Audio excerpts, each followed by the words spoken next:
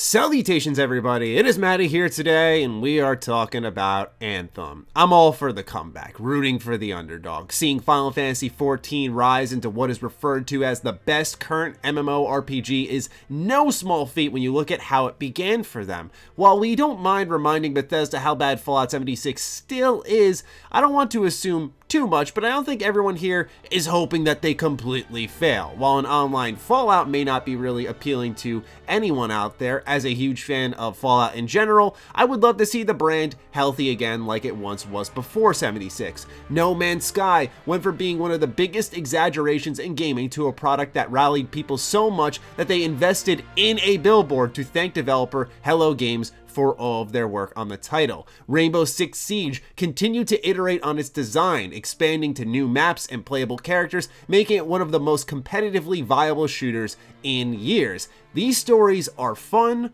heartwarming, and most importantly, encouraging. It makes you hopeful that any game isn't out of the race. It's hard to imagine what is in store for Anthem, a title that has its problems so deeply baked into its roots that it goes back to the fundamental design of all of it. A loot game without much loot, an empty endgame, ancient quest design, poor tech, was all thrown together pretty quickly without much direction. BioWare recently released a letter to fans stating that Anthem will go through an overhaul. I'd like to read that with all of you today and tell you why, while I wouldn't mind a comeback, that this trend needs to stop. Apologies if this whole video stinks of negativity and sternness. I know it's not my usual focus or approach. I'm one of the biggest old school BioWare fans out there that you'll find on this planet, and I want nothing but the best for this staff that helped create one of my most fond gaming memories in Star Wars Knights of the Old Republic. 1 year ago, we were preparing to launch Anthem, a game that represented a big leap into new territory for us as a studio.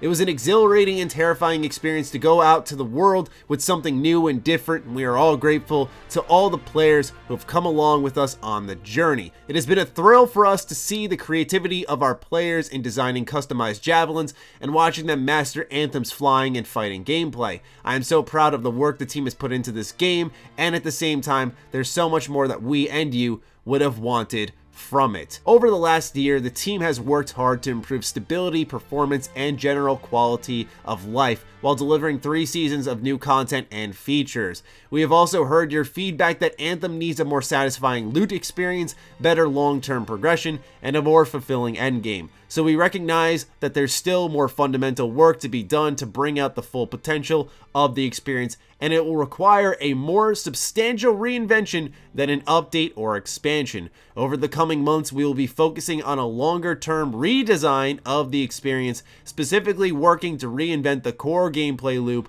with clear goals, motivating challenges, and progression with meaningful rewards, while preserving the fun of flying and fighting in a vast science fantasy setting. And to do that properly, we'll be doing something we'd like to have done more the first time around, giving a focused team the time to test and iterate, focusing on gameplay first. While it's not as prevalent as it used to be, there's a commonality between all the games I had mentioned at the start of this video. An overhaul or rework of some kind was needed. In a sense, that's game design. You may not be aware of what players love and hate about your title until it's in their hands. No matter how much testing and surveying you do, you just may not hit that mark. What bugs me most about this letter is this quote right here.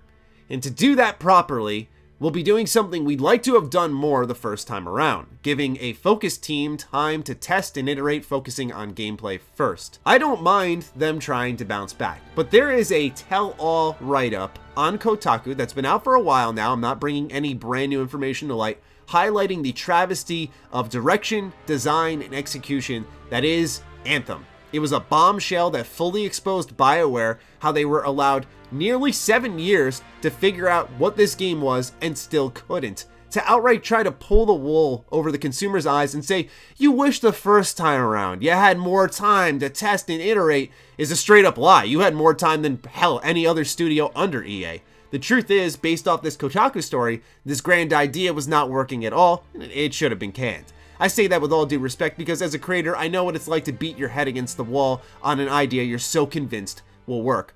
All I feel that this Anthem overhaul announcement has done, and the point of this video, is shined a big spotlight on the latest horrific trend in games. That's really ramped up between now Anthem announcing this overhaul and 76 stating that Wastelanders is essentially a relaunch as they're reworking the main campaign as well as launching a new one next to it to fit Wastelanders. This is a trend that just needs to stop. The comebacks are exciting to be a part of. Hell, it may even be rewarding for you for sticking by the game through thick and thin like some buddy of yours, but personally I'm tired of the idea of after spending my hard-earned money on a game that I have to exercise patience as a team figures out what the hell their game even is. It's one thing if I'm waiting for a patch or they're trying to fix a little issue plaguing the game, sure, whatever. But this shtick of releasing a game and then doing the big fix a year later or so is beyond embarrassing, because what it leads to is this feigned importance emphasized on these reworks because news sites see the potential and clicks on a bounce back.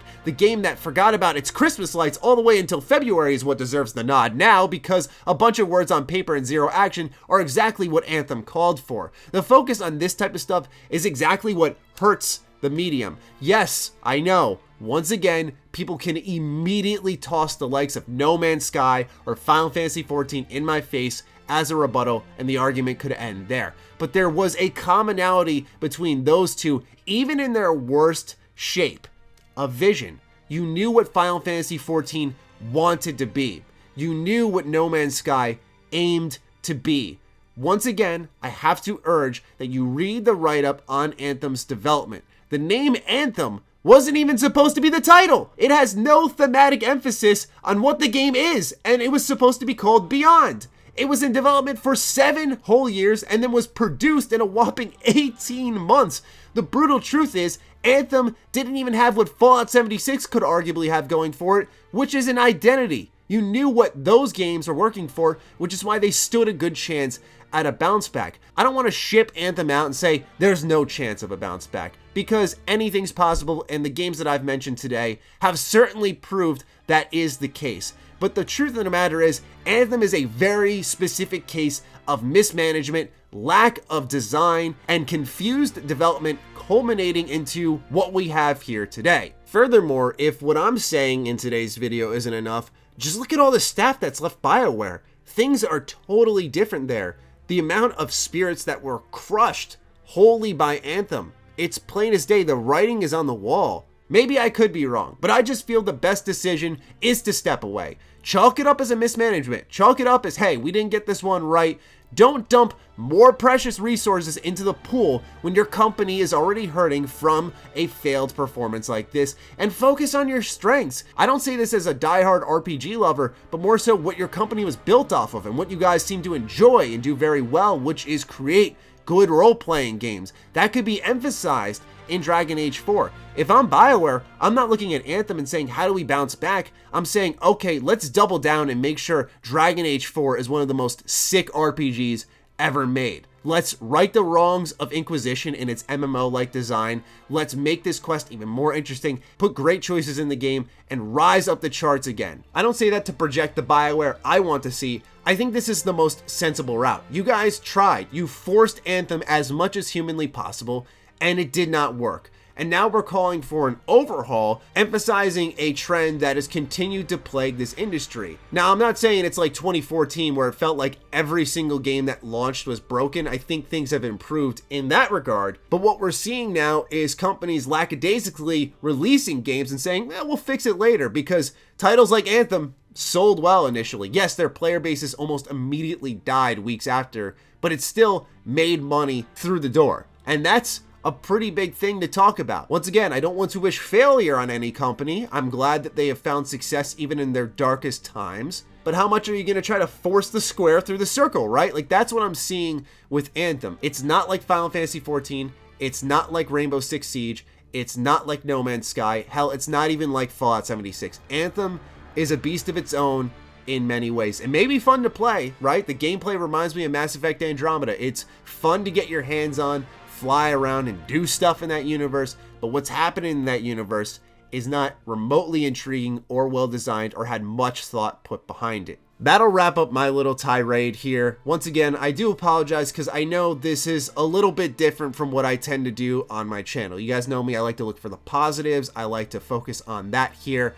But when I saw the reboot news, I was like, okay, not that I didn't see it coming. Legacy Killer HD reported it many months ago. Kotaku scooped up his take alongside with their own sources and then put the news out there to a much wider audience. And now the announcement has come. And I'm not upset about them trying. I'm just trying to highlight to people that there is a pretty significant trend happening in games. And the more we accept it, the more we swallow it, the more often it's going to happen. So with that, I leave it in your hands. Take the conversation where you will. I will sign out now, and I look forward to reading what you all have to say. So let me know. Other than that, follow me on Twitter, follow me on Instagram. Those links are in the description down below. Big thank you to all of the patrons who continue to support this content variety. I really appreciate it in these dry months like February or the middle of summer where not a lot's going on. You guys keep me afloat. Really appreciate that. And to those of you who stayed this long, thank you as well. And I'll talk with all of you soon. Stay sexy, stay active. I love you all. Peace.